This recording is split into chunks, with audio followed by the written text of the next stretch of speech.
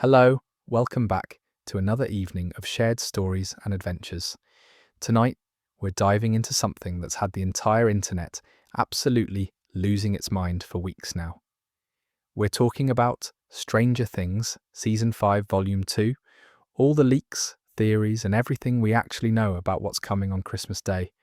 I'll be covering all the major predictions I can fit in for tonight, but honestly, there's so much to talk about that this might end up being a proper marathon. So, we'll start with a quick recap of Volume 1 and where it left us, because if you haven't watched it yet, what are you even doing?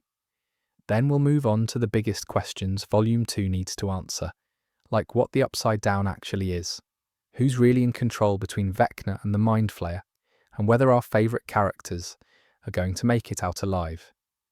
We'll also get into Will's new powers, Max's fate, Carly's surprise return, and all the wild theories that have been circulating since the Volume 1 cliffhanger dropped. There's plenty to get talking about, but if you like what I do here and want a way to support the channel, consider subscribing down below. I promise I won't subject you to any Demogorgon attacks. But for now, grab your Eggo waffles and your best monster hunting gear, get cozy on the sofa, and let's begin. So, before we dive into all the wild theories and predictions for what's coming, we absolutely need to talk about what actually happened in Volume 1. Because honestly, it was absolutely bonkers.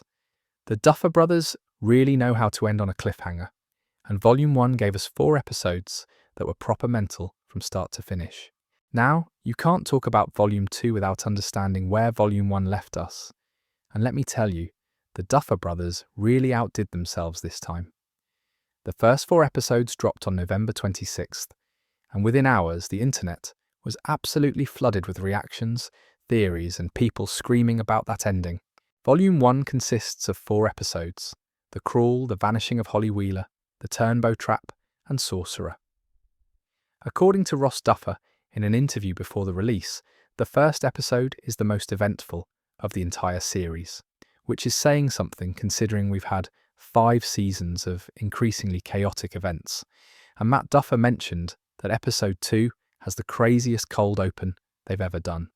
So, expectations were high. The season picks up in the fall of 1987, roughly about 18 months after the end of season 4. Hawkins, Indiana, is no longer the quiet little town it pretended to be. The rifts that Vecna opened at the end of season 4 have scarred the landscape, and the whole place is under military quarantine. The government has basically taken over, setting up checkpoints everywhere and treating the entire town like a disaster zone, which, to be fair, it absolutely is. One of the most striking things about Volume 1 is how it completely changes the atmosphere. In previous seasons, you'd have the kids going to school, having relatively normal lives, interrupted by supernatural chaos. But this season starts sprinting from the very beginning. There's no easing into it. The town is occupied, people are scared, and our heroes are scattered and desperate. Dr. K, played by the legendary Linda Hamilton, is introduced as this relentless military scientist who's hunting for 11. Unlike Dr. Brenner, who understood the experiments and Henry Creel's history, Dr. K has no context for what's actually happening.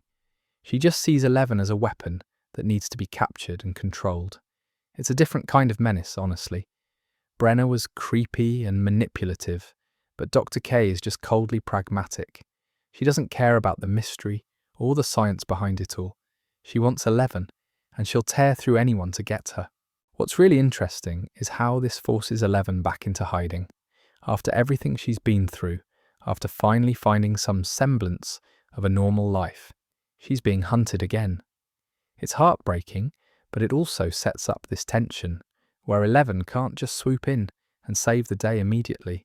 She's vulnerable in a way we haven't seen since the early seasons. Then there's the Demogorgons. In episode 1, we see these creatures actually crossing over into Hawkins proper, attacking people in broad daylight. Mike and Nancy's parents, Ted and Karen Wheeler, end up facing down a Demogorgon in their own neighbourhood. The scene is properly terrifying because it's happening to regular people who have no idea what they're dealing with. Karen Wheeler wielding a shotgun against an interdimensional monster is not something I expected to see, but it works brilliantly. The military presence in Hawkins is another major element. They've set up operations in the town, complete with armed patrols and restricted zones. There's this constant surveillance, and the residents are living under what's essentially martial law. It creates this oppressive atmosphere that hangs over everything. You've got monsters from another dimension, and the government breathing down everyone's necks. Peak nightmare scenario. But let's talk about Holly Wheeler, because her storyline is one of the most unsettling parts of Volume 1. Holly, who's Nancy and Mike's younger sister, gets abducted by a Demogorgon in Episode 2. The vanishing of Holly Wheeler is a direct callback to the very first episode of the series, The Vanishing of Will Byers. The Duffer Brothers confirmed in interviews that this was intentional, that they wanted to bring the show full circle. Some things are playing on repeat on purpose, according to Matt Duffer. Holly ends up in Camazotz, which is Vecna's mindscape. If you've read or seen A Wrinkle in Time, you'll recognize the name. Camazotz is the planet where everyone's mind is controlled by a malevolent entity called IT. Holly, who apparently loves the book, calls Vecna by the name Mr. Whatsit, mixing up the villain with one of the good characters. It's both adorable and deeply creepy. Inside Camazotz, Holly believes she's safe. She thinks Mr. Whatsit is protecting her from the monsters that threaten her family. He's created this false reality for her, and she's completely convinced it's real. But here's where it gets wild. Holly follows a map into the woods, an area where Henry told her never to go, and she finds Max Mayfield waiting for her. Max, who's been in a coma since the end of Season 4. Apparently, Max didn't die. Her mind has been trapped in Vecna's mental prison this entire time, hiding out in a cave system that Vecna is inexplicably afraid to enter. When Eleven tried to find Max in the void at the end of Season 4, she couldn't sense her because Max was locked away in Vecna's mindscape. She's been there for what the show calculates as 584 days. Over a year and a half trapped in a psychological prison created by the villain who tried to kill her. Sadie Sink, who plays Max, mentioned in an interview that Max is definitely not the way she once was. There's still a small glimmer of hope, though, and her friends are hanging on to that. The fact that Max has survived this long, that she's found a way to hide from Vecna in his own mind, is incredible. But it also raises the question of what state she'll be in when she finally escapes, if she escapes. Fun fact, in one scene, Max almost managed to break free. She found herself in a memory from the night Vecna tried to kill her, and there was a portal back to the real world. But it vanished right as Kate Bush's Running Up That Hill stopped playing. The implication is that the music, which saved her before, could still be the key to her escape. It's a brilliant callback to one of the most iconic moments from Season 4. Holly's storyline also reveals more about Vecna in his Henry Creel form. She sees him as this protective figure, almost gentle, which is deeply unsettling when you know what he actually is. Jamie Campbell Bower, who plays Vecna, has talked about how this season explores different facets of the character. We're seeing him manipulate a child in a completely different way than he did with teenagers in Season 4. Now let's talk about Carly's return, because nobody saw this coming. Carly Prasad, also known as Number 8, who appeared in that divisive Season 2 episode, The Lost Sister, is back. She shows up in Volume 1, and the Duffer Brothers have called bringing her back a big swing. According to them, she plays a crucial role moving forward, which is massive, because a lot of fans assumed her story was done. Carly has illusion powers. She can make people see things that aren't there, project false images, and manipulate perception. In a battle against Vecna, who literally traps people in psychological prisons, those abilities could be absolutely vital. There's this theory going around that Carly might be able to project illusions into Vecna's mindscape to help rescue Max and Holly. Or she could create distractions during the final confrontation to give the others an advantage. There are photos from the Volume 2 promotional material showing Carly with Hopper and Eleven, which suggests she's properly integrated into the main group now. It's also worth noting that Dr. K is hunting for both Eleven and Carly. The government wants all the powered individuals rounded up, which creates another layer of danger. Here's a fun bit of D&D math that fans have picked up on. 11 plus 8 equals 19. But if you add Will, who we'll get to in a moment, and his apparent connection to Vecna/1, you get 20. In Dungeons & Dragons, rolling a 20 is a critical success, the best possible outcome. Whether the Duffers planned this or if it's just a happy coincidence, it's a brilliant detail. Speaking of Will, let's get into the absolute madness that is the Volume 1 ending. Episode 4, Sorcerer, ends with one of the biggest cliffhangers in the entire series. Will Byers manifests full-on psychic powers and uses them to control Demogorgons. To set the scene, our heroes are under attack by an army of Demogorgons. Things are looking properly dire. And then Will, who's been sensing Vecna and feeling this connection to the Upside Down since Season 1, taps into that connection.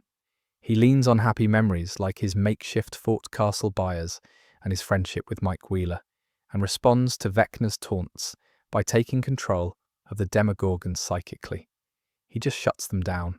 It's a fist-pumping, triumphant moment, but it's also terrifying because it confirms that Will has this deep psychic link to Vecna. The show has been building to this since the very beginning. Will was the first person Vecna targeted. He was possessed by the Mind Flayer in Season 2. He's always been able to sense when the Upside Down is near. And now we know he can actually harness that connection. Ross Duffer mentioned in an interview that one of the earliest ideas for Season 5 was, what if Will were able to harness this connection and use it against our villains? They've been planning this reveal for years. Matt Duffer also talked about how they wanted Will to grow as a human and become a fully formed version of who he is. And once he's able to do that, he's able to harness these incredible powers. Noah Schnapp, who plays Will, has been teasing that this season gives Will a proper arc and resolution. He's also hinted at real, authentic representation for Will and Mike's relationship, which fans have been waiting for since basically the start of the show. But here's the worrying part. Will using Vecna's power means he's tapping into something dark. Vecna is inside Will's mind in some capacity, and while Will managed to use that connection to save his friends, it's not clear what the cost might be. There are theories floating around that Will could be Vecna's secret weapon, that this whole thing might be part of a larger plan. It would be heartbreaking to see Will turn against his friends, but there's evidence pointing in that direction. In the scene where Will accesses the Demogorgon hive mind, he sees through the creature's vision, what the show calls demovision. Will sees a new vision of Holly Wheeler and 3 other children suspended in Vecna's web, with 8 additional empty spots. It's this horrifying visual of children trapped inside what looks like a monster's ribcage. Vecna isn't just taking kids randomly. He's building something, collecting them for a purpose that Volume 1 doesn't fully reveal. Throughout Volume 1, there are also these incredibly tense moments between the main cast as they try to figure out their next move. Finn Wolfhard mentioned in interviews that Mike is back in leadership mode, taking it upon himself to help plan missions. The whole gang is devoted to finding Vecna and ending this nightmare once and for all, but Vecna has vanished. His whereabouts and plans are unknown, which makes him even more dangerous. One detail I absolutely loved is how the show handles the relationships under pressure. Lucas and his sister Erica have this dynamic where they're both trying to protect each other. Steve and Dustin's friendship is as strong as ever, with Steve being properly protective. Nancy and Jonathan are trying to navigate their relationship, while also dealing with the literal apocalypse. It all feels very grounded, despite the supernatural chaos. The episode titles themselves are worth noting. The Crawl refers to the military operation to explore the Upside Down. The vanishing of Holly Wheeler is the callback we mentioned. The Turnbow Trap involves a new character, Derek Turnbow, who gets caught up in Vecna's plans, and Sorcerer is obviously about Will embracing his powers. Each title has weight and significance to the plot. Production-wise, Volume 1 is stunning. The visuals of a quarantined Hawkins, the military occupation, the scenes inside Camazotz, all of it looks cinematic in a way that elevates the show. Frank Darabont, the legendary director behind The Shawshank Redemption, came out of retirement to direct episode 5, which is in volume 2. The fact that they got him shows how seriously Netflix is taking this final season. One thing that surprised me, and I think surprised a lot of viewers, is that volume 1 has no major character deaths. Given the stakes and the Duffer Brothers' promise that season 5 would have the most violent death of any season, people were bracing for heartbreak. But volume 1 keeps everyone alive, which means volume 2 and the finale are going to be absolutely brutal. The cliffhanger ending with Will controlling the Demogorgons is where volume 1 leaves us. It's this perfect mix of hope and dread. Hope because Will has power that could turn the tide. Dread because that power comes from a connection to the villain they're trying to destroy. Volume 1 also does a brilliant job of raising questions that Volume 2 needs to answer. What is Camazotz really? How will Max escape? What's Vecna's endgame with the kidnapped children? Can Will control his powers without being corrupted? Who's going to die? All of these threads are dangling, and we've got just a few more days until Christmas to find out where they lead. With all of that in mind, let's talk about one of the biggest questions Volume 2 needs to answer. And it's something the Duffers have been hiding for literally a decade. Since we're on the topic of massive revelations, it's time to discuss what might be the biggest secret of the entire series, what the Upside Down actually is. For 5 seasons now, we've been calling this alternate dimension the Upside Down, without really understanding what it is or where it came from. We know it exists, we know it's dangerous, we know it's connected to Hawkins, but the fundamental question of what this place actually is has remained unanswered. That's about to change. Ross Duffer confirmed in interviews that pretty early on in Volume 2, we're going to really start to understand everything about the Upside Down.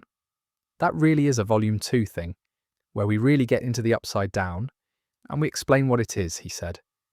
Again, this is something that has been planned for 10 years now, and it just now, obviously, is the time to reveal it. 10 years. They've known the answer since before the show even premiered, and they've been holding on to it this entire time. That's proper dedication to long-term storytelling. So what do we know so far? The Upside Down, as we see it in the show, is this dark mirror version of Hawkins. It's got all the same buildings, the same streets, the same structures, but everything is decayed and covered in this biological matter that looks like vines and spores. The sky is perpetually dark with red lightning crackling through it. And most importantly, it's frozen in time on November 6th, 1983. The day Will Byers vanished. That date has always been significant, but the show has never explained why the Upside Down stopped on that specific day. Why November 6th, 1983? What happened that locked this entire dimension into that moment? Here's where it gets complicated, and where the distinction between the Upside Down and Dimension X becomes important. In the stage play Stranger Things, the first shadow, which is completely canon according to the Duffer Brothers, we learn about Dimension X. This is the realm that young Henry Creel accidentally entered as a child in the 1950s when he was playing in a cave near his home in Nevada. Dimension X, as described in the play, is unspoiled by mankind. It's not a mirror of our world at all. It's this alien landscape with strange particles and entities that exist independent of human reality. When Henry ended up there as a boy, he encountered the Mind Flayer, or at least the particles that would become the Mind Flayer. The creature existed before Henry. It was already there, waiting. Fast forward to 1979. 11 fights Henry Creel, who's gone by the name One while working at Hawkins' lab, and she blasts him through a gate into another dimension. Henry lands in what looks like Dimension X. There's no Hawkins there, no buildings, just this barren otherworldly landscape with toxic atmosphere and abnormal lightning. Over time, the environment disfigures him, transforming him into the monster we know as Vecna. But at some point between 1979 and 1983, something changed. The Upside Down as we know it, the Dark Mirror Hawkins, came into existence, and it's frozen on the day 11 opened the Mother Gate and made contact with the Demogorgon, the day Will was taken. There are a few theories about what this means, and they're all pretty wild. The first theory is that the Upside Down is a psychic construct created by Vecna using his connection to the Mind Flayer. When 11 opened the gate in 1983, Vecna used that connection to reach through and imprint his memories onto Dimension X, reshaping it into a twisted version of Hawkins based on his trauma and obsession with the town. The reason it's frozen on November 6th is because that's when Vecna gained access to our world and locked onto that specific moment. This would explain why the Upside Down looks exactly like Hawkins, but stopped developing after 1983. It's not actually our world. It's Vecna's corrupted memory of our world, filtered through his hatred and pain. Everything in the Upside Down reflects his psychological state. The decay, the vines, the oppressive atmosphere, all of it is a manifestation of his inner darkness. The second theory, which honestly seems more likely based on what the Duffers have hinted at, is that the Upside Down is a living organism. Not just a place, but an actual entity that responds to psychic energy. When Henry entered Dimension X and encountered the Mind Flayer particles, he didn't just shape them into the spider form we recognize. He bonded with the entire dimension on a fundamental level. Dustin has a line in the Volume 2 trailer where he's wandering through what looks like a vine-covered Hawkins lab in the Upside Down, and he says, "This whole time, everything we have ever assumed about the Upside Down has been dead wrong." Then Steve responds with Mother of God as they both stare up at this massive swirling ball of red and black energy. If you've read A Wrinkle in Time, which the show has been referencing through Holly's storyline, that visual is reminiscent of IT, the malevolent entity that controls Camazots. It's this idea of a singular consciousness that pervades an entire dimension, controlling everything within it. The Upside Down might not be a place that Vecna rules. It might be an extension of Vecna himself. Every vine, every demogorgon, every particle could be part of one massive hive mind with Vecna at the centre. And when he imprinted Hawkins onto this dimension, he created a pocket reality where he has absolute control. What's really unsettling about this theory is the implication that Hawkins and the Upside Down are merging. In the Volume 2 trailer, there are shots of the town being overtaken by Upside Down matter. The radio tower is swarmed by what looks like Mind Flayer particles. The sky's turning red. The boundary between the two realities is dissolving. Episode 7 is titled The Bridge, which probably isn't a coincidence. A bridge connects two separate things, and if Hawkins and the Upside Down are becoming one, that title takes on a pretty ominous meaning. Vecna's plan might not be to invade our world from the Upside Down. His plan might be to fuse the two worlds together, creating a new reality where he's God. There's also the question of why the Upside Down specifically mirrors Hawkins, and not anywhere else. Henry Creel lived in multiple places. Nevada, where he had his childhood encounter with Dimension X. Hawkins, where his family moved and where he eventually killed his mother and sister. And various other locations during his time on the run, and then at Hawkins' lab. So why Hawkins? Why is this town the template for the Upside Down? One possibility is that Hawkins has always been special.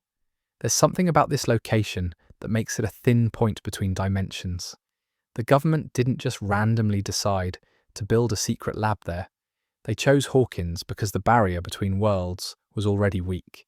When 11 opened the gate, she wasn't creating a connection. She was widening a crack that already existed. Another possibility, and this ties back to Will, is that the Upside Down locked onto November 6th, 1983, because that was when Vecna successfully connected with someone from our world. Will Byers. The psychic bond that formed between Vecna and Will that night might have anchored the Upside Down to that specific moment in time. It would explain why Will has always been the character most connected to the Upside Down, why he could sense it in Season 2, why he's now able to tap into Vecna's powers. He's been linked to this dimension from the very beginning, and that connection goes both ways. Vecna can influence Will, but Will can also influence the Upside Down. There's this really interesting parallel between Will and 11. 11 opened the first gate. Will was the first person taken through it. 11 sent Henry to Dimension X. Will brought him back, in a sense, by becoming his conduit to our world. They're both pivotal to understanding what the Upside Down is and how to stop it. The Mind Flayer's role in all of this is still murky, and we'll get into that more in a bit, but it's worth noting that the Mind Flayer and the Upside Down seem to be intrinsically linked. Season 2 established that everything in the Upside Down is connected through a hive mind. Hurt one part of it, and you hurt the whole thing. That's not just a convenient plot device. It's telling us that the Upside Down will function as a single organism.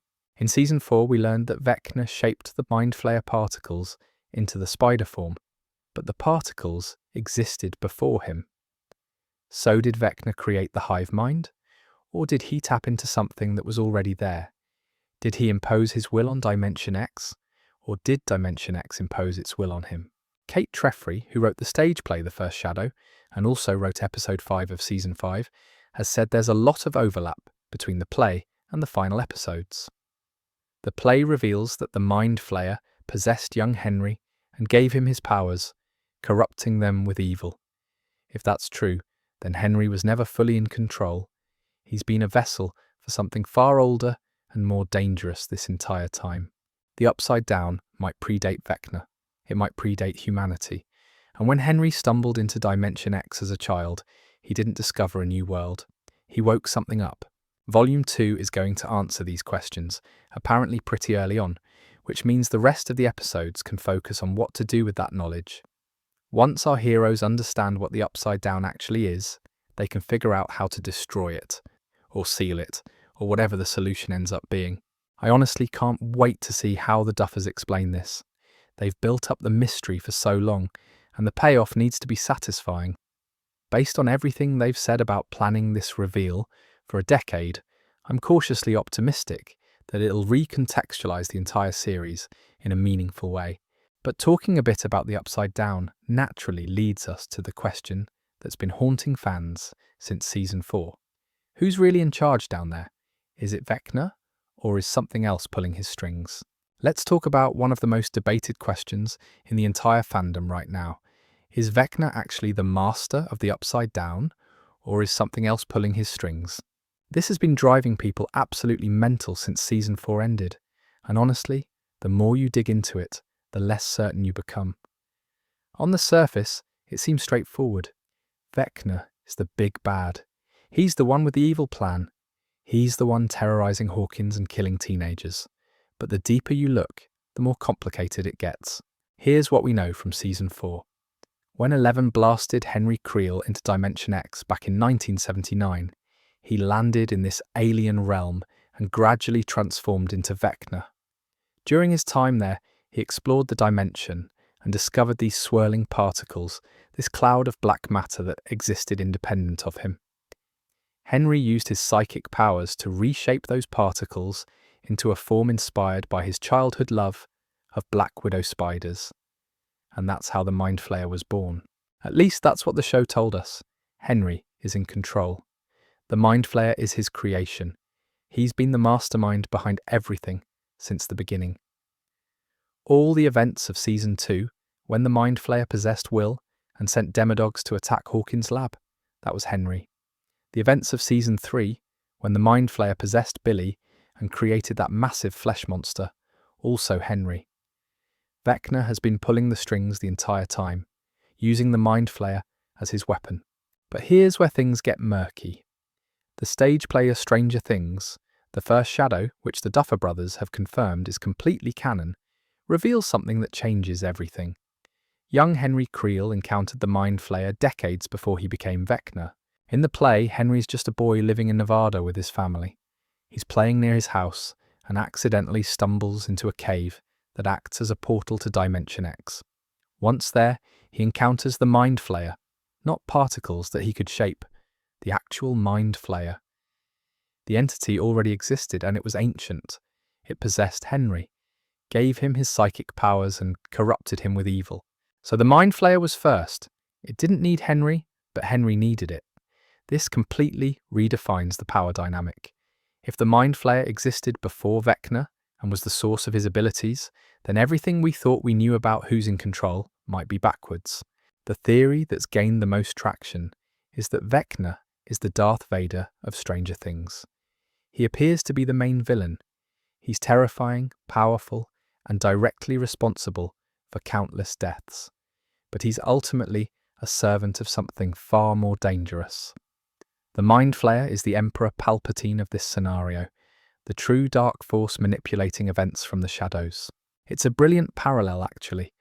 Darth Vader believed he was serving the dark side of his own free will, but he was really just a tool for Palpatine's ambitions. Vecna might believe he's reshaping the world according to his vision, but he's really just carrying out the Mind Flayer's plan. And that plan might be far worse than anything Vecna has imagined. What makes this theory so compelling is the Mind Flayer's conspicuous absence in Volume 1. We've seen Demogorgons, we've seen Vecna's influence through Camazots and the kidnapped children. But the Mind Flayer itself, that massive shadowy entity that dominated seasons 2 and 3, hasn't shown up. It's been completely silent. And in storytelling, silence is never accidental. When a major threat disappears, it's usually because it's planning something bigger. The Mind Flayer isn't rushing into battle. It's waiting, watching, preparing. Will Byers can still sense the Mind Flayer. That connection hasn't disappeared, which strongly suggests the creature itself hasn't either. In Season 2, Will could feel when the Mind Flayer was near, when it was angry, when it was hunting. That psychic link was severed when 11 closed the gate, but it's never been fully broken. If the Mind Flayer were truly gone, Will wouldn't still have that awareness. There's this theory that the Mind Flayer is conserving its strength for the final confrontation. Just like Hopper keeps 11 out of unnecessary danger to preserve her strength for the ultimate battle, the Mind Flayer might be doing the same. It's already been wounded by 11 before. In Season 3, she ripped the piece of the Mind Flayer out of Billy, severing its connection to the flesh monster and causing it real pain. The creature knows what 11 is capable of, so why risk another direct fight when Vecna can do the heavy lifting? Let Vecna terrorize the town. Let Vecna fracture the heroes emotionally. Let Vecna open the gates and weaken the barriers between worlds. And then, when everyone is exhausted and vulnerable, the Mind Flayer strikes. According to the Duffer Brothers, in an interview with Variety, the connection between Vecna and the Mind Flayer is a question that will be answered in the final episode. Not Volume 2, but the actual finale, The Right Side Up. They're saving this revelation for the very end, which tells you how important it is to the overall story. Here's the thing, if Vecna is just a pawn, it doesn't diminish his threat. If anything, it makes him more tragic. Henry Creel was a deeply disturbed individual, even before the Mind Flayer got its hooks in him. He killed his own mother and sister. He enjoyed causing pain. But what if that darkness wasn't entirely his own? What if the Mind Flayer corrupted his abilities from the very beginning, amplifying his worst impulses and steering him towards this path? Vecna could be both a villain and a victim, a monster who's also trapped. There's evidence in the show that supports this. When Henry was working at Hawkins' lab as one, there were moments where he seemed almost sympathetic. He bonded with 11. He tried to help her escape. Yes, his ultimate goal was to use her to break free and destroy the world, but there were flashes of humanity there. The Mind Flayer's influence might have been warring with whatever was left of the real Henry. Some fans have theorized that we might see a Darth Vader moment in the finale. Just as Vader turned against the Emperor to save Luke, Vecna might turn against the Mind Flayer to help our heroes. It would be heartbreaking and redemptive, giving Henry one last chance to choose humanity over the darkness that's consumed him. I'm not entirely convinced that'll happen, to be honest. Vecna has done too much damage, killed too many people. A last-minute redemption might feel unearned. But the idea that he's been manipulated by something even worse, that tracks. The Mind Flayer's motivations are also completely unknown. Vecna wants to reshape the world in his image, eliminate humanity's chaos and weakness, create a perfect, ordered reality under his control. It's twisted, but it's comprehensible. The Mind Flayer, though, what does it want? In Season 2, it seemed content to spread and consume, like a virus. In Season 3, it was building something, creating the flesh monster as a vessel or a weapon. But why? What's the end game for a psychic entity from another dimension? Does it want to take over our world? Destroy it? Merge the dimensions into something new? One theory that's been floating around, and I think it's quite plausible, is that the Mind Flayer isn't a conscious entity at all. It's a manifestation of pure psychic energy, a sort of living embodiment of trauma and suffering. Dimension X, or the Upside Down, or whatever we're calling it, is saturated with negative emotions. Every terrible thing that's happened in Hawkins, every death, every moment of fear and pain has left a psychic imprint. The Mind Flayer is the accumulation of all that darkness. If that's true, then the Mind Flayer doesn't have goals in the traditional sense. It just exists to spread suffering, because that's what it is. Vecna, by tapping into it, gave it shape and direction. He made it coherent, but the underlying force was always there, waiting for someone to weaponize it. The really terrifying possibility is that even if our heroes defeat Vecna, the Mind Flayer remains. You can kill Darth Vader, but the dark side of the Force still exists. Vecna might be the immediate threat, the face of the enemy, but the Mind Flayer is the root of the problem, and roots are much harder to eliminate. Dustin's line from the trailer, "Everything we have ever assumed about the Upside Down has been dead wrong," applies just as much to the Mind Flayer. We've been thinking about it in terms we can understand. A monster, a villain, an invading force. But what if it's something far stranger and more fundamental than that? What if the Mind Flayer is the Upside Down? Not just an inhabitant of the dimension, but the dimension itself made conscious. Every vine, every particle, every demogorgon, all of it is the Mind Flayer. Vecna isn't ruling it. He's been absorbed by it, incorporated into its hive mind, and mistaking the Mind Flayer's desires for his own. That would explain why Vecna seems so powerful, but also so limited. He can do incredible things within the Upside Down, reshaping matter, controlling creatures, trapping minds, but he's still bound to that realm. He needs gates to affect our world. The Mind Flayer, if it's truly the dimension itself, would have those same limitations. It can only touch our reality where the barriers are thin or broken. Fun fact, in A Wrinkle in Time, the entity IT isn't defeated by fighting it directly. The protagonist Meg defeats it through love and individuality, the very things Ike can't comprehend or control. If Stranger Things is borrowing that structure, then the final battle might not be about raw power. It might be about our heroes holding on to their humanity and connections in the face of an entity that wants to eliminate individuality entirely. The Duffers have always been good at subverting expectations. Everyone thought the Mind Flayer was the big bad of Season 4, and then Vecna was revealed as the mastermind. It would be very on brand for them to pull another reversal and show that actually Vecna was the puppet all along. Volume 2 might not give us the full answer. The Duffers said it's addressed in the final episode, which means we might get hints and pieces in episodes 5 through 7, but the complete truth won't be revealed until the very end. It's brilliant storytelling, honestly, but also incredibly frustrating when you just want to know. Regardless of who's in charge, one thing is certain. The final battle will involve both Vecna and the Mind Flayer, and our heroes are going to need everything they've got to survive it. You can't discuss Stranger Things without coming back to where it all started, with Will Byers' disappearance on November 6th, 1983. Will has been central to this story from the very first scene of the very first episode. Mike Wheeler introduces the Demogorgon during a D&D game. Will rolls the dice to determine his character's fate, but the game gets interrupted by his mum before we see the result. He bikes home alone, realizes something is following him, and then vanishes. The vanishing of Will Byers. That's what kicked off this entire saga. For 8 years now, we've watched Will suffer more than pretty much any other character. He was trapped in the Upside Down for a week in Season 1, barely surviving in a hostile dimension with no food, no safety, and constant terror. He was possessed by the Mind Flayer in Season 2, his body turned into a vessel for an interdimensional entity that nearly killed him and everyone he loved.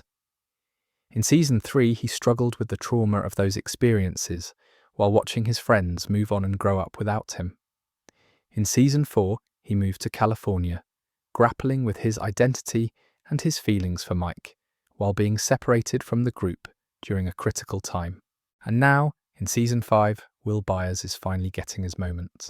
The ending of Volume 1 is Will's triumphant return to relevance. After seasons of being sidelined, after being the victim who needed saving, he's become powerful. He's manifested full psychic abilities and he's using them to protect his friends. It's the character arc we've been waiting for, and Noah Schnapp's performance in that final scene is absolutely brilliant. But let's talk about what those powers actually mean and where they come from. Will's connection to Vecna goes back to the very beginning. The flashback scene in Volume 1's opening episode shows us something we've suspected for years, but never had confirmed. Vecna was targeting Will specifically in Season 1. It wasn't random. Will didn't just happen to be in the wrong place at the wrong time. Vecna chose him. The question is why? What made an 11-year-old boy in Hawkins, Indiana, special enough to be Vecna's first victim? One theory is that Will's psychic potential was always there, dormant and unrecognized, and Vecna sensed it. Just like Dr. Brenner identified children with latent abilities and brought them to Hawkins' lab, Vecna might have detected Will's untapped power and wanted to corrupt it. By taking Will into the Upside Down and exposing him to that environment, Vecna could have been trying to awaken those abilities under his control. It didn't work, obviously. Will survived. Joyce and Hopper rescued him, but the damage was done. The psychic link between Will and Vecna was established, and it's never been broken. In Season 2, that connection allowed the Mind Flayer to possess Will. He became a spy, unknowingly feeding information to the enemy about Hopper's tunnels and the group's plans. The possession was so complete that Will could feel what the Mind Flayer felt, see what it saw, and even sympathize with it. There's that heartbreaking scene where Will begs his mum not to hurt the Mind Flayer because hurting it means hurting him. Joyce and the others eventually exorcise the Mind Flayer from Will's body by heating him up, exploiting the creature's vulnerability to warmth. But exorcism doesn't erase the connection. It just severs the immediate control. Will has spent the last 3 seasons sensing the Upside Down, feeling when it's near, acting as this early warning system for supernatural threats. Now we know why. Will and Vecna are linked on a fundamental psychic level. They share a connection that goes both ways. Vecna can influence Will, yes, but Will can also tap into Vecna's power, and that's exactly what happened at the end of Volume 1. According to Ross Duffer, one of the earliest ideas for Season 5 was exploring what would happen if Will could harness this connection and use it against their villains. They've been building to this moment since they started planning the final season. It's not a last-minute addition or a convenient plot device. It's the culmination of Will's entire journey. Matt Duffer talked about how they wanted Will to grow as a human and become a fully formed version of who he is. There's a lot that Will has been dealing with over the course of the 4 seasons prior to this, he said. So many emotions and inner conflicts that remain unresolved. So we wanted him to grow as a human and become a fully formed version of who he is. And once he's able to do that, he's able to harness these incredible powers. That bit about inner conflicts is significant. Will's sexuality has been subtextual throughout the series, hinted at, but never explicitly addressed. Season 4 made it more overt, with Will's feelings for Mike becoming increasingly obvious, but the show still hasn't let Will actually say it. Noah Schnapp has confirmed in interviews that Will is gay and in love with Mike, and he's teased that Season 5 will provide real, authentic representation and resolution for their relationship. The connection between Will accepting himself and unlocking his powers is deliberate. He can't become the wizard, the sorcerer, the hero he's meant to be until he stops hiding who he is. The power comes from authenticity, from embracing everything about himself, including the parts he's been afraid to acknowledge. In the scene where Will manifests his abilities, he's thinking about Castle Byers, the fort he built in his backyard, where he used to hide from the world, and his friendship with Mike. Those are the memories that ground him, that give him strength. his safe place and the person he loves. And that's what allows him to push back against Vecna's taunts and take control. It's beautiful, honestly, and it mirrors Eleven's journey in a lot of ways. Eleven's power has always been tied to her emotions, her memories of her mother, her love for her friends. When she's centered and emotionally grounded, she's unstoppable. Will's power works the same way. It's not about rage or hatred, it's about connection. But here's where things get worrying. Will is channeling Vecna's power. He's tapping into the same psychic network that controls the Demogorgons, the same hive mind that Vecna uses to dominate the Upside Down. That's incredibly dangerous. There's a very real possibility that this is exactly what Vecna wants. What if the whole thing is a trap? Vecna let Will access the power, let him feel strong and capable, but it's a lure. The more Will uses it, the more he opens himself up to Vecna's influence. Eventually, Vecna could flip the script and possess Will completely, turning him into a weapon against his own friends. It would be the ultimate tragedy. Will finally becomes powerful, finally gets to be the hero instead of the victim, and then he's used to destroy everything he's trying to protect. The Mind Flayer already possessed him once in Season 2.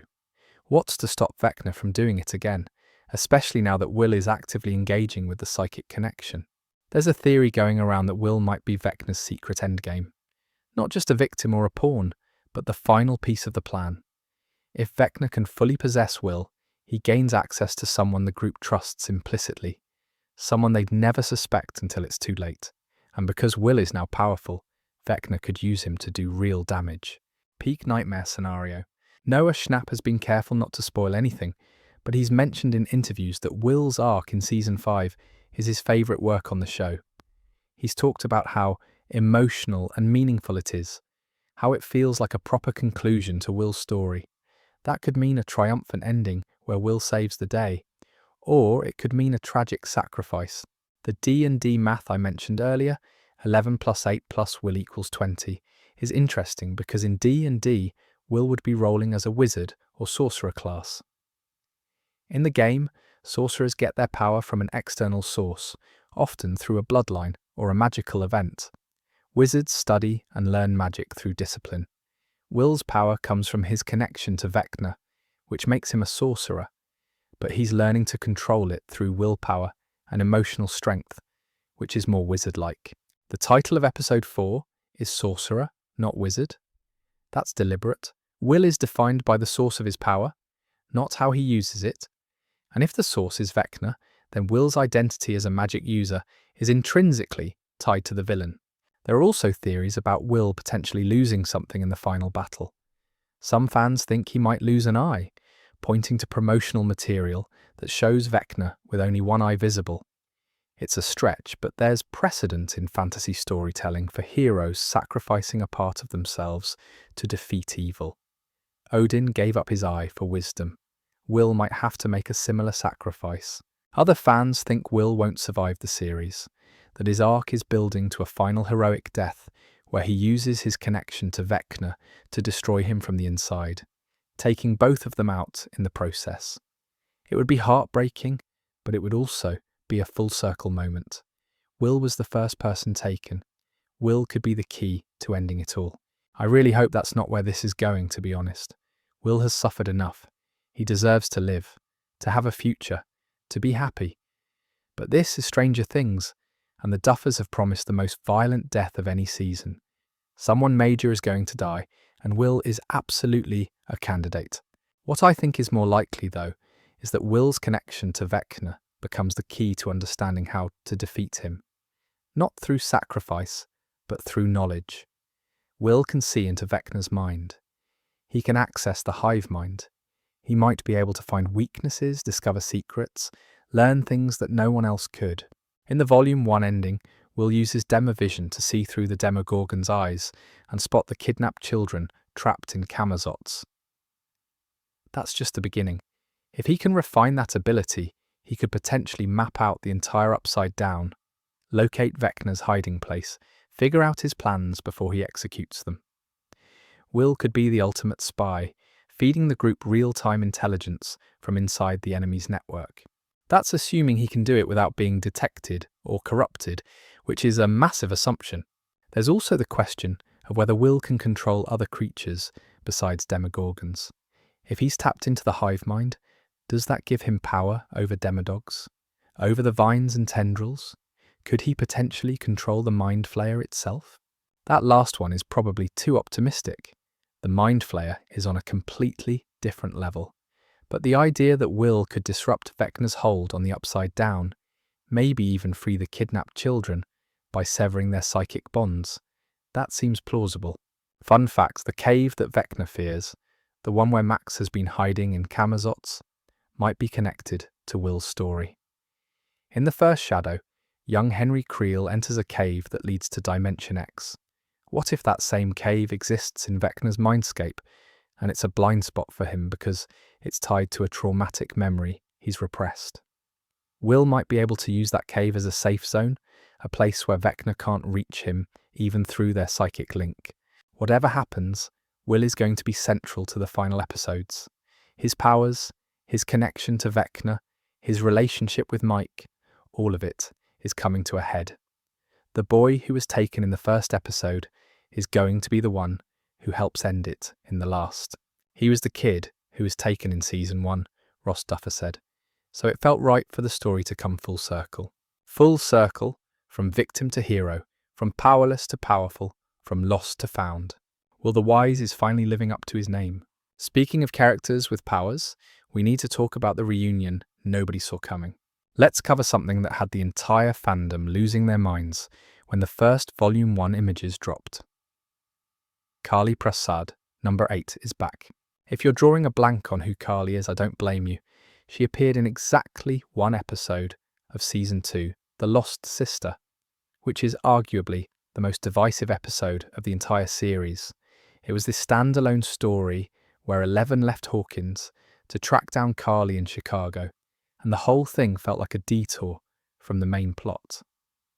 A lot of fans absolutely hated it because it pulled us away from the action, right when things were getting intense with Will's possession and the demodogs.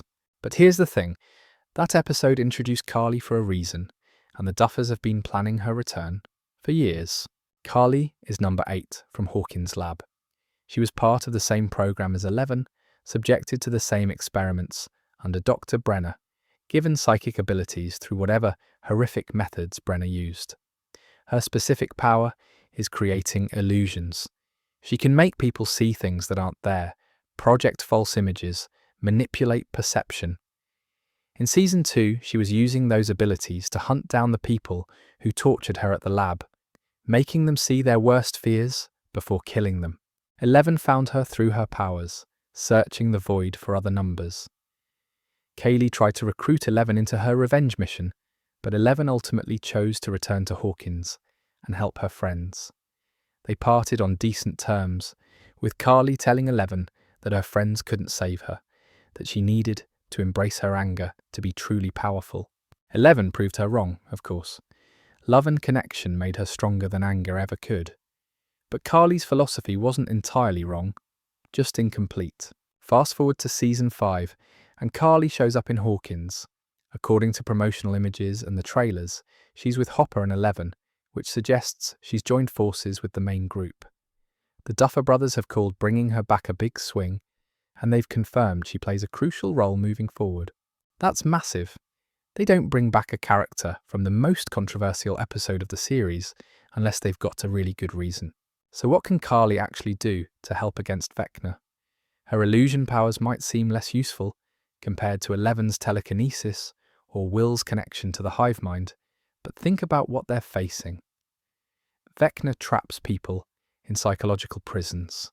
He uses their trauma and memories against them. He manipulates perception to break his victims down before killing them. Kali does the exact same thing, just without the murder. Well, mostly without the murder. She's an expert at psychological warfare. If anyone understands how Vecna's mind games work, it's her. The most popular theory is that Kali will help rescue Max and Holly from Camazotz. Vecna's mindscape is fundamentally about perception and illusion. It's a constructed reality that feels real but isn't. Carly's powers could potentially disrupt that. She could project illusions into Camazots to confuse Vecna, create false pathways for Max and Holly to escape through, or even shield their minds from Vecna's influence by surrounding them with protective illusions. Imagine Vecna trying to terrorize Holly with visions of her family dying, and Carly just overwrites it with completely different imagery. He'd be fighting for control of a space where perception is everything, and Carly is a master of perception. Another theory, and I think this one's quite brilliant, is that Carly could create illusions of the group to distract Vecna during the final battle. Multiple fake 11s running around, false targets everywhere, Vecna unable to tell what's real. It would buy the others time to execute their plan, whatever that plan ends up being. There's also the D and D math angle. 11 plus 8 equals 19. Add Will, who's channeling one's power, and you get 20. A critical success. The idea that 3 powered individuals working together could achieve something none of them could do alone is very appealing from a storytelling perspective. In Dungeons & Dragons, different character classes complement each other. A fighter, a wizard, and a rogue working together are stronger than 3 fighters. 11 is raw power, telekinesis, and psychic strength. Will is the connection to the enemy, the spy in the network. Carly is misdirection and psychological manipulation. Together, they cover each other's weaknesses. Carly also represents something important thematically. She's proof that 11 isn't alone, that there are other survivors of Hawkins' lab who deserve justice and healing.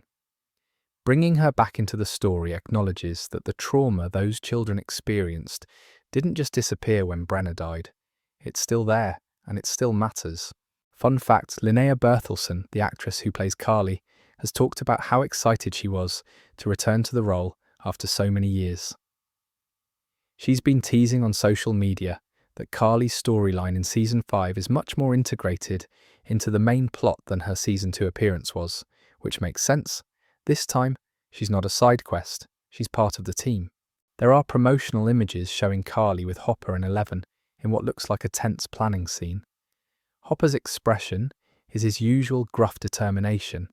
11 looks worried, and Carly seems focused. It's a proper War Council vibe, which suggests they're strategizing together rather than Carly working independently. The question of how Carly ended up in Hawkins is interesting. In Season 2, she was in Chicago with her gang, hiding from authorities and hunting former lab personnel. What brought her to Hawkins? Did 11 reach out to her telepathically? Did Carly sense that something massive was happening and decide to help? Or did Dr. K capture her? That last possibility is particularly worrying. Dr. K is hunting powered individuals. She wants 11, obviously, but she'd absolutely want Carly as well. If Dr. K has Kaylee prisoner and is using her as bait to lure 11 in, that creates a whole different dynamic. 11 would have to choose between staying hidden and rescuing her fellow survivor. But based on the images, Carly seems to be working with the group willingly, so presumably she's not a prisoner. Maybe she came to Hawkins of her own accord, after hearing about the supernatural crisis. Or maybe 11 convinced her that this fight is bigger than revenge. There's something poetic about Carly and 11 reuniting for the final battle. In Season 2, they represented 2 different paths for 11. Carly's path was anger, isolation, and vengeance. Hopper and the group represented love, family, and protection. 11 chose the latter, but that doesn't mean Carly's path was wrong for her. Both of them are survivors dealing with their trauma in different ways. Now they're fighting together, combining their approaches. 11's love and Carly's anger, 11's strength and Carly's cunning, working in tandem against the person who created them. Because Vecna, as Henry Creel /1, was the original test subject. He's the reason Brenna started the program in the first place. In a very real sense, Vecna is responsible for everything that happened to 11, Carly, and all the other numbers. Defeating him is personal for both of them. I'm really curious to see how the show handles Carly's character development. In Season 2, she was morally grey at best, willing to kill innocent people if they'd worked at the lab in any capacity. She'd grown hard and ruthless from years on the run. If she's going to be a hero in season 5, there needs to be some acknowledgement of that. A conversation with Eleven about how revenge didn't actually heal her. Or a moment where she chooses mercy over violence. Or maybe not. Maybe Carly stays exactly who she is, and that's okay. Not every character needs a redemption arc. Sometimes people just need a common enemy. The Duffers calling her role crucial is the key thing here. Crucial means essential, indispensable. She's not just showing up for a cameo. She's integral to how this story ends. Whether that's through rescuing Max, fighting Vecna directly, or something we haven't even considered yet, Carly matters. And honestly, I'm here for it. The Lost Sister might have been a controversial episode, but Carly herself was a compelling character.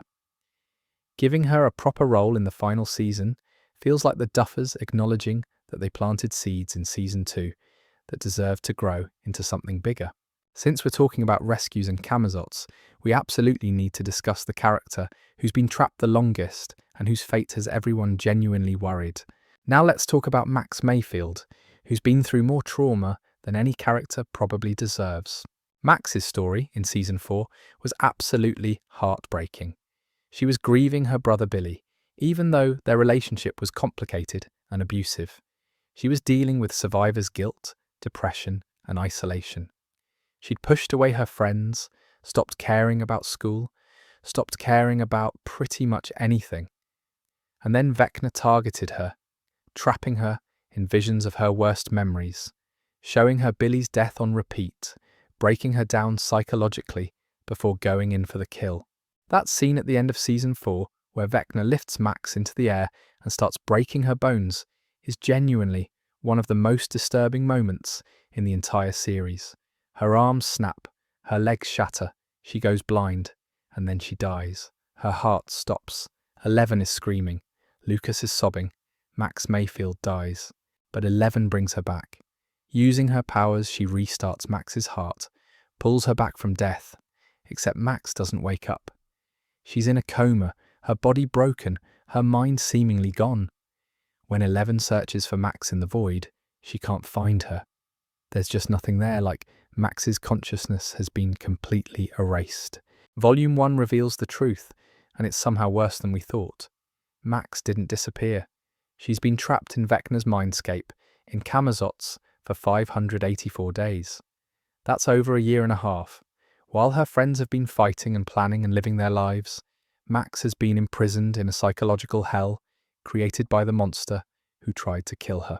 Camazots is a reference to A Wrinkle in Time, the Madeleine L'Engle novel that Holly Wheeler apparently loves. In the book, Camazots is a planet where everyone's mind is controlled by a malevolent entity called IT. The whole society is perfectly ordered, perfectly synchronized, but completely devoid of individuality or free will. It's a nightmare dressed up as paradise. Vecna's Camazots works similarly. It's a constructed reality, a false world that feels safe but isn't. Holly believes she's being protected by Mr. Whatsit, mixing up the villain IT with one of the good characters from the book. She thinks she's safe. She thinks the monsters are outside threatening her family, and Henry is keeping her secure. Max knows better. She's been in Camazots long enough to understand what it really is. She's found the cave system, the one place Vecna seems afraid to enter, and she's been hiding there. The fact that she's survived this long, that she hasn't been broken or corrupted, is a testament to her strength. Sadie Sink mentioned in interviews that Max is definitely not the way she once was. There's still a small glimmer of hope, though, and her friends are hanging on to that. I mean, you'd have to be changed after spending 584 days trapped in your enemy's mind. The psychological damage alone would be catastrophic. What's heartbreaking is that Max almost escaped once. In Volume 1, we see her in a memory from the night Vecna attacked her. She's back at the moment where Kate Bush's Running Up That Hill was playing, the moment where the music saved her and broke Vecna's hold. There's a portal there, a way back to the real world, glowing and accessible. Max runs for it, desperate to escape, and then the song stops playing and the portal vanishes. The implication is clear. The music is still the key. If someone plays running up that hill in the real world, it could open a doorway for Max to escape through. It's the same mechanism that saved her before, and it might be the only way to bring her back now. But there's a problem. Max's body is in a coma. Even if her mind escapes Camazotz, will she wake up? Her injuries from Season 4 were severe. Broken bones, blindness, potential brain damage from oxygen deprivation when her heart stopped. 11 healed some of it, presumably, but not all of it. Max might escape Vecna's prison, only to find herself trapped in a different kind of prison, her own broken body. Episode 5 is titled Shock Jock, which is about as on the nose as you can get. That episode is going to be massive. It's directed by Frank Darabont, the legendary filmmaker behind The Shawshank Redemption and The Green Mile, who came out of retirement specifically for this. The Duffers wouldn't bring in someone of his caliber unless the episode was critically important. Fun fact, Darabont is known for emotionally devastating prison stories, which is very fitting for an episode about escaping a psychological prison. If anyone can make Max's rescue feel earned and powerful, it's him. The theories about how the escape actually happens vary wildly. The most popular one is that 11 will create a makeshift sensory deprivation tank, similar to what she used in Season 1, and dive into Camazotz psychically to guide Max out. There are leaked images of 11 wearing a plastic head covering, which supports this theory. She'd essentially enter Vecna's mindscape and fight him on his own turf to rescue Max. Carly could be involved as well, using her illusion powers to confuse Vecna or create false pathways. And Will, with his connection to the hive mind, might be able to see where Max is hidden and guide the rescue team to her location. But here's where it gets complicated. Max isn't the only person trapped in Camazotz. Holly is there. So are 3 other children that Will spotted during his Demovision moment. If the group is mounting a rescue, they need to save all of them, not just Max. And that's a much more difficult operation. There's also the possibility that Max has to save herself. She's been surviving in that cave for 584 days. She's learned how to navigate Camazotz, how to hide from Vecna, how to endure. Maybe the rescue isn't about pulling her out. Maybe it's about giving her the tools she needs to break free on her own. That would be very in character for Max. She's never been the type to wait around for someone to save her. Even when she was cursed in Season 4, she fought back. She ran. She used the music to escape Vecna's grasp. If anyone could find a way out of an inescapable prison, it's Max Mayfield. Some fans think Max won't make it out alive, that she'll sacrifice herself to help Holly and the other kids escape, or that she'll use her final moments to give 11 critical information about how to defeat Vecna. It would be a tragic but heroic end to her arc, cementing her as one of the bravest characters in the series. I really hope that's not what happens, to be honest. Max deserves to live.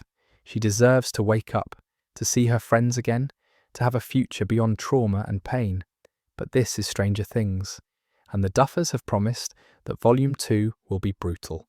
Someone major is dying, and Max is absolutely at risk. There's also the question of the cave itself. Why is Vecna afraid of it? What makes that specific location a blind spot in his own mindscape?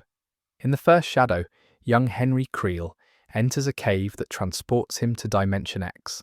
That cave is where he first encountered the Mind Flayer, where his entire life changed forever. If the same cave exists in Camazotz, it might represent a trauma that Vecna has repressed, a memory he can't bear to confront. Max hiding in Vecna's repressed trauma is darkly poetic. She's found safety in his pain, just as he tried to destroy her through hers.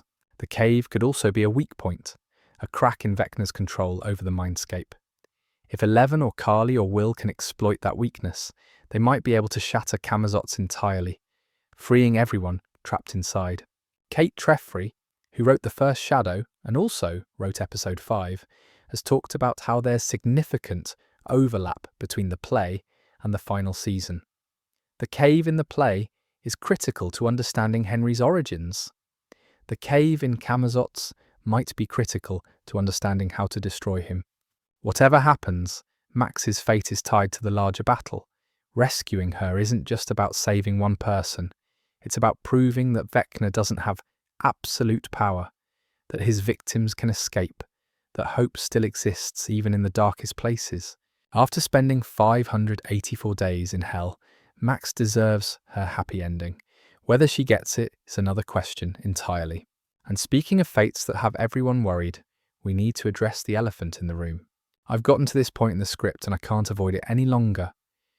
Let's talk about who might not survive the final battle.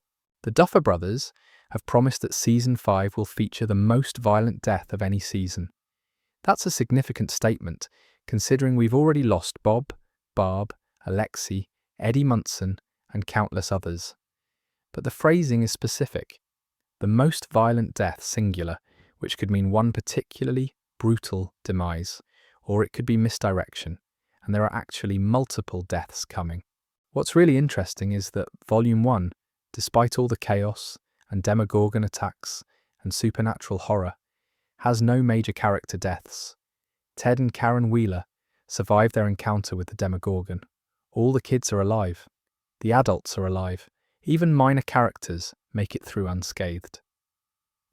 The Duffers are holding back, saving the emotional devastation for Volume 2 and the finale, which means we're about to get absolutely wrecked. The most popular death prediction, by a significant margin, is Steve Harrington. And honestly, the evidence is compelling. Steve was originally supposed to die in Season 1. The Duffers have confirmed this in multiple interviews. He was meant to be this archetypal jock character who gets killed off as karmic punishment for being a bit of a tosser. But Joe Keery's performance was so good, and the character's redemption arc was so well received that they kept him alive. Steve became the unlikely babysitter, the hair-obsessed monster fighter, the guy who just wants to protect these kids and maybe find love along the way. But keeping a character alive when they were supposed to die creates a narrative debt. At some point, that death has to happen, or the character needs a different conclusion that feels equally meaningful. Steve has had 8 years of borrowed time, and that time might be running out. The Volume 2 trailer has this moment that sent the entire fandom into a panic. Steve and Dustin are somewhere in the Upside Down, surrounded by danger, and Steve looks at Dustin and says, "If you die, I die." It could just be a dramatic promise, a brother-in-arms moment between two characters who've been through hell together. But it could also be foreshadowing. Steve protecting Dustin with his life. Steve sacrificing himself so the kid he spent years looking after can survive. Peak tragic hero ending. There's also the love triangle situation with Nancy and Jonathan. Throughout the series, Nancy has been caught between these two relationships. Steve, her first love, who she broke up with, but who's grown into a genuinely good person. And Jonathan, the sensitive photographer who understands her in ways Steve doesn't. It's been this ongoing tension, and the show hasn't fully resolved it. Steve dying would resolve it permanently. Nancy wouldn't have to choose. The choice would be made for her, and she'd have to live with the grief and the what-ifs. It's a brutal way to close that storyline, but it's effective. There are set photos that show Hopper back in his police chief uniform, talking with Mike Wheeler outside a cinema that's screening Indiana Jones and The Last Crusade. That film was released in 1989, which is 2 years after the events of Season 5. It's almost certainly an epilogue scene, showing life after the final battle, and Steve isn't in those photos. Now that could just mean Steve isn't in that particular scene. But the absence is notable. If the show is giving us a glimpse of the future, and Steve isn't there, it raises questions. Gaten Matarazzo, who plays Dustin, has been very emotional in interviews about the final season. He's talked about how hard it was to say goodbye, how meaningful the ending is. If Steve dies protecting Dustin, that would explain the emotional weight. I'd be proper devastated if Steve goes, to be honest. He's one of the best characters on the show, and his arc from Season 1 bully to Season 5 hero is incredibly satisfying. But narratively, it makes sense. Steve's story has always been about growing up, about becoming the person he was meant to be. And sometimes the final step in that journey is sacrifice. But Steve isn't the only candidate for death. Hopper is also at risk despite the epilogue photos. Hopper has already fake died once in Season 3, only to be revealed as alive in Season 4. Killing him for real this time would be gutting, but it would also have impact.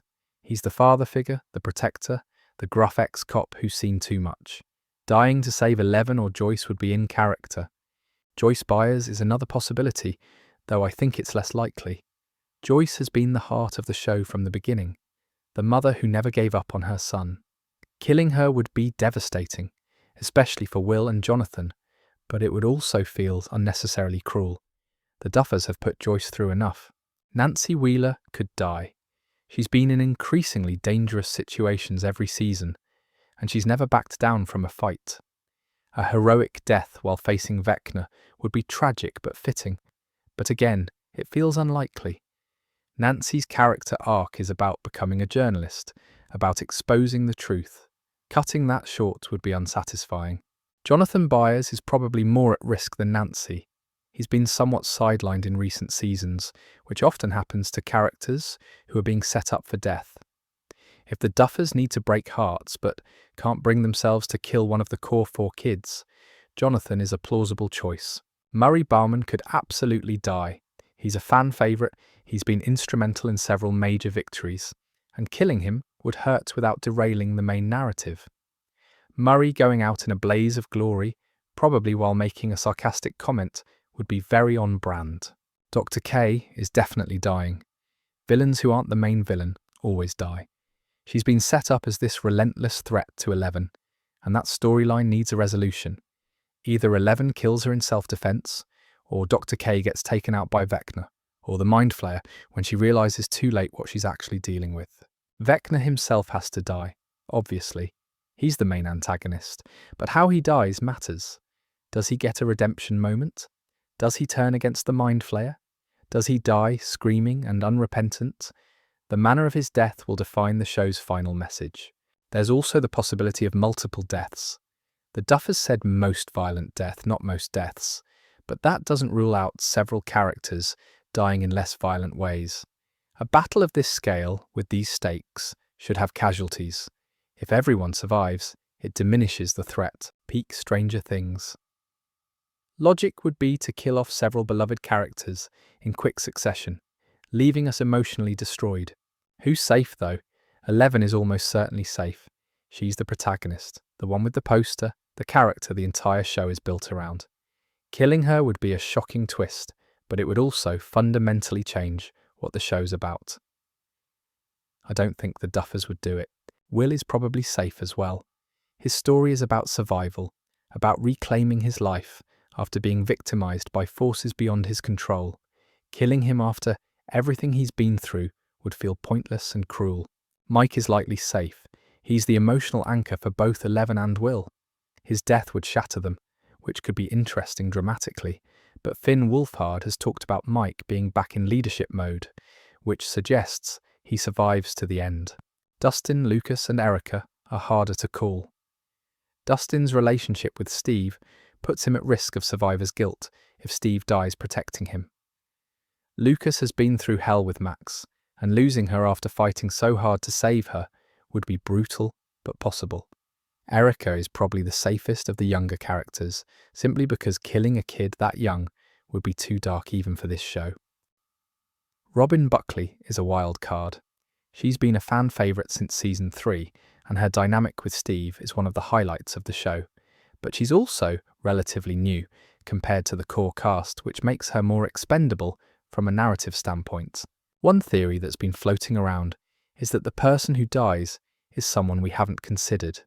A parent, a side character, someone whose death would hurt but not destroy the core group dynamic. Ted Wheeler, for instance. Imagine if Ted, who's been comic relief for 5 seasons, suddenly becomes a casualty of the war. It would be shocking in its ordinariness, a reminder that in apocalyptic scenarios, anyone can die. The Duffers have also mentioned that all loose ends will be tied up by the finale. Characters like Argyle and Enzo, Dmitry Antonov, who appeared in earlier seasons but haven't been in Volume 1, need conclusions to their stories. Whether those conclusions involve death or just a final scene showing they're okay remains to be seen. What I think is most likely, based on everything we know, is this. Steve dies heroically, probably saving Dustin or the group. Dr. K dies, taken out by the very forces she failed to understand. Vecna dies, possibly with a last-minute attempt at redemption that falls short. And one other character, someone significant but not core, dies to raise the stakes without completely devastating the main cast. That gives us the most violent death, Steve, plus several other deaths to show that this final battle had real consequences. It's brutal, but it's proportionate to the threat. Of course, I could be completely wrong. The Duffers might kill off half the cast in a Red Wedding-style massacre, or they might spare everyone and give us a happy ending where the worst thing that happens is some permanent injuries and trauma. But this is Stranger Things, and happy endings are usually bittersweet at best. We'll know for certain in just a few days when Volume 2 drops on Christmas Day, and then the finale on New Year's Eve. Until then, we're all just bracing ourselves for the heartbreak we know is coming. Fast forward past all the theories and predictions, and let's talk about what the Duffer Brothers have actually confirmed is coming in Volume 2 and the finale. Because while speculation is fun, there's quite a lot we know for certain based on interviews, promotional material, and official announcements. And some of these confirmations are just as exciting as the theories. First up, music. Stranger Things has always had an incredible relationship with music. From the synth-heavy original soundtrack by Kyle Dixon and Michael Stein to the licensed needle drops that become cultural moments. Kate Bush's Running Up That Hill became one of the biggest songs of 2022 because of Season 4. Metallica's Master of Puppets got a whole new generation of fans because of Eddie Munson's guitar solo in The Upside Down. Matt Duffer has promised that there are some really cool but very different musical moments in Volume 2 and in the finale. Very different is the key phrase there. Not just emotional montages set to 80s classics, though there'll probably be those as well. Different suggests something unexpected, maybe a character singing, or a piece of music used in a way we haven't seen before. The show has already had some brilliant musical moments in Volume 1, but according to the Duffers, the best is yet to come. And considering how high the bar is, that's saying something. I'm personally hoping for another Kate Bush moment, not Running Up That Hill again, but a different song from her discography. Cloudbusting maybe, or This Woman's Work, something equally emotional and perfectly suited to the scene. There's also been talk about original music, songs written specifically for the show. Whether that means a new score piece or an actual original song with lyrics, we don't know yet. But it would be fitting for the final season to have music that exists nowhere else, something created just for this story. Let's talk about the first shadow, because the overlap between the stage play and the final season is apparently significant. Kate Treffry, who wrote the play, also wrote episode 5 of season 5, Shock Jock. That's not a coincidence. The first shadow tells the story of young Henry Creel in the 1950s, showing how he gained his powers and his relationship with his family before everything went wrong. The play introduces Dimension X, shows Henry's first encounter with the Mind Flayer, and establishes a lot of backstory that the show only hinted at. Matt Duffer confirmed to Variety that there's more overlap with the play, particularly in the final episode. When we were working on the play with Kate Treffry, we had Henry's backstory worked out, he said. There was always a balance that we had to find in terms of how much we were going to put in the play and how much would be in the show. So Volume 2, especially the finale, is going to pull from the first shadow in significant ways. We might see flashbacks to young Henry. We might get more information about the cave and Dimension X. We might finally understand how the Mind Flayer corrupted him and turned him into Vecna. If you haven't seen or read about the first shadow, you're not going to be lost. The show will explain everything you need to know. But if you have engaged with the play, you'll probably catch connections and references that other viewers miss. Fun fact, the first shadow is currently running on both Broadway and London's West End, and it's been getting rave reviews. The fact that it's canon to the show's universe makes it one of the most important stage adaptations of a TV series ever created. Now, here's something that surprised me when it was confirmed. Barb Holland is coming back. Sort of. Shannon Purser's character, who died way back in Season 1 and became a massive meme because of how unceremoniously she was killed off, will appear in Volume 2. Not alive, obviously. Barb is very dead, but according to the Duffer Brothers, her body will show up, most likely as part of Vecna's hive. This suggests that Vecna has been collecting his victims, keeping them connected to the Upside Down, even after death. Barb's body has been in the Upside Down since 1983, which means it's been part of that ecosystem for years. What state it's in, what purpose it serves, that's unclear, but it's a callback to the very beginning of the show, a reminder that Vecna's crimes go back further than we sometimes remember. There's also speculation that we might see other victims as part of the hive. Chrissy Cunningham, Fred Benson, Patrick McKinney, all the people Vecna killed in Season 4. Maybe even Billy Hargrove, since he died connected to the Mind Flayer. The idea of our heroes having to face the corpses of people they failed to save is properly dark, but very Stranger Things. Time travel is another element that's been heavily hinted at.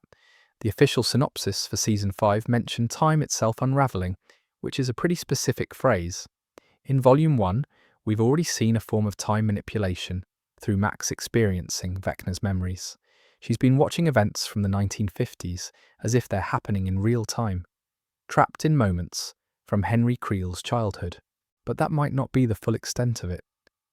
There are theories that the finale could involve actual time travel, possibly our heroes going back to stop Vecna before he becomes Vecna, or Vecna trying to rewrite history to bring back his mother and sister, or the entire timeline fracturing because of the damage to the barriers between dimensions. I'm not sure how I feel about time travel in Stranger Things, to be honest. It's such a massive narrative device, and it can get really messy really quickly. But if the Duffers have planned it from the beginning, it might work. Episode 7 is titled The Bridge, which we've mentioned before. The title almost certainly refers to the merging of Hawkins and the Upside Down. In the Volume 2 trailer, we see shots of the town being overtaken by Upside Down matter. The radio tower, which has been the hub of communication and planning, is being swarmed by what looks like Mind Flayer particles.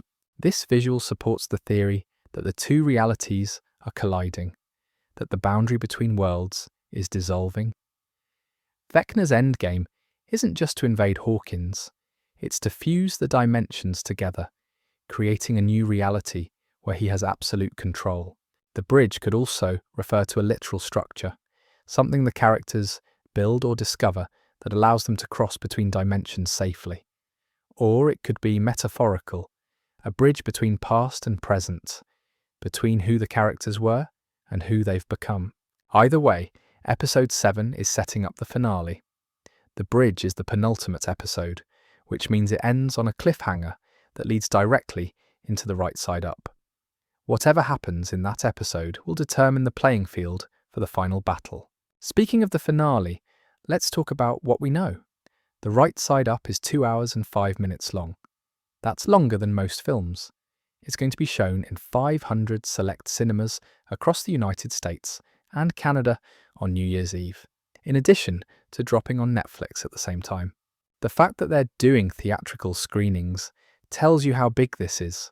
The Duffers have said that all loose ends will be tied up, that the finale will provide a complete and satisfying ending to the series. They've been planning this conclusion since before Season 1 premiered, which is both reassuring and terrifying. A 2-hour finale gives them room to breathe, to let moments land, to give every character their due. But it also means we're going to be on an emotional roller coaster for a very long time. If the first hour is set up and the second hour is the battle and aftermath, we're in for something absolutely epic. The Duffer Brothers have confirmed that the finale will reveal the connection between Vecna and the Mind Flayer once and for all. It'll explain what the Upside Down really is. It'll show the final confrontation and its consequences. And it'll give us closure on the characters we've been following for nearly a decade.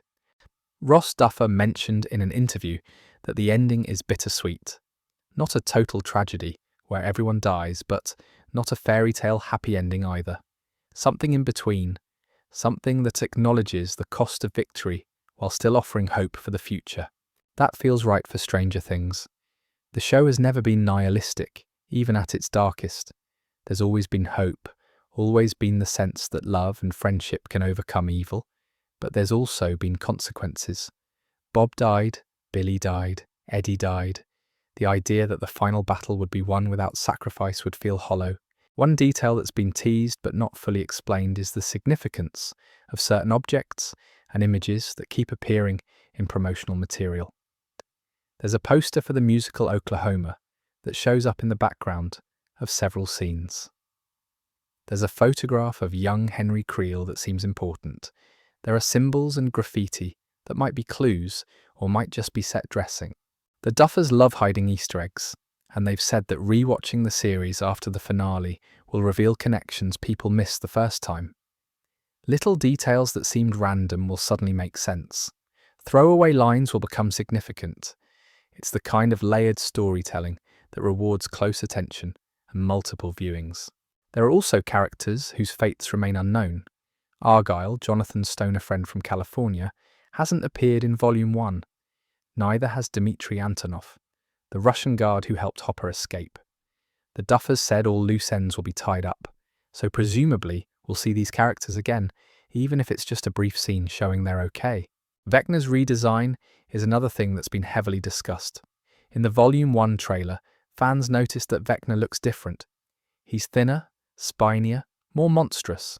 The transformation suggests he's evolving, becoming less human and more creature.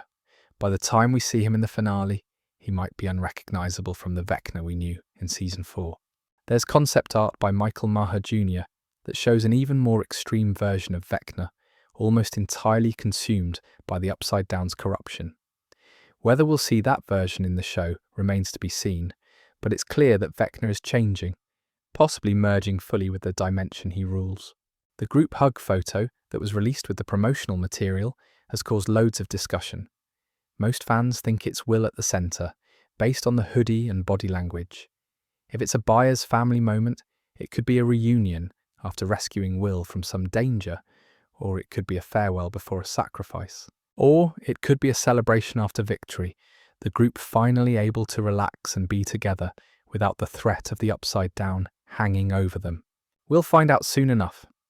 Volume 2 drops on Christmas Day, December 25th, 2025, at 5 p.m. Pacific Time, 8 p.m. Eastern. 3 episodes: Shock Jock, Escape from Camazotz, and The Bridge. And then the finale, The Right Side Up, releases on New Year's Eve, December 31st, 2025, also at 5 p.m. Pacific, 8 p.m. Eastern. It's a proper event. Christmas morning, people will be watching Volume 2 with their families. New Year's Eve, everyone will be watching the finale, probably crying, definitely emotional.